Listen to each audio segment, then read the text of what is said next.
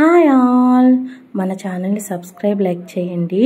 అయితే ఏంటంటే మన పీసీఓడి ప్రాబ్లం డే 9లో చెప్పాను కదా, ఇలాగా ఎంఐలో టీవీ ఫ్రిడ్జ్ ఇలాంటివి తీసుకున్నాను కదా అని.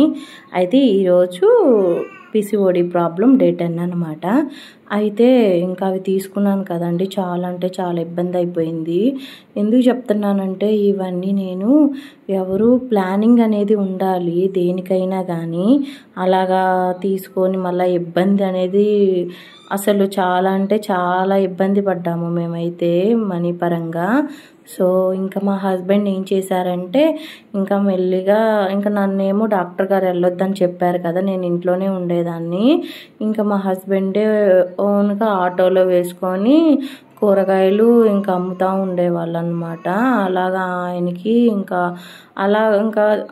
ఆయనకి రాదు కదా, ఎక్కువగా తెలియదు కదా. సో అందువల్ల ఏంటంటే ఎక్కువ రోజులు రన్ చేయలేకపోయాడు. ఆటోలో కూడా లాస్ వచ్చేది, ఎక్కువగా ఏం డబ్బులు మిగిలేవి కాదు, దానికి సరిపోయాయి.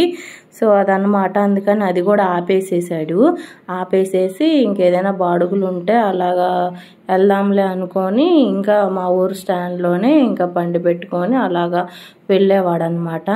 సరే అయితే ఇంకేం జరిగిందంటే థర్డ్ మంత్లో నాకు మేడం గారి దగ్గరికి చెకప్కి వెళ్ళి వచ్చాక నాకైతే నెక్స్ట్ డే అనమాట. ఇంకా ఒక్కరోజు అయితే నైట్ అంతా అసలు నిద్ర లేదు.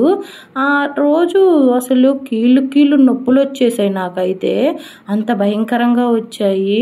అసలు నిద్ర లేదు, ఏడుస్తానే ఉన్నాను. ఇంకా మార్నింగే నేను ఇంకా హాస్పిటల్కి వెళ్ళిపోదాము, ఏంటి ఇలా జరుగుతుంది అంటే పట్టుకుపోయినట్లు నొప్పి అసలు భయంకరంగా వచ్చిందనమాట. అలా వచ్చేసింది. ఇంకా మేడం గారి దగ్గరికి వెళ్దాము అని అనుకున్నాను.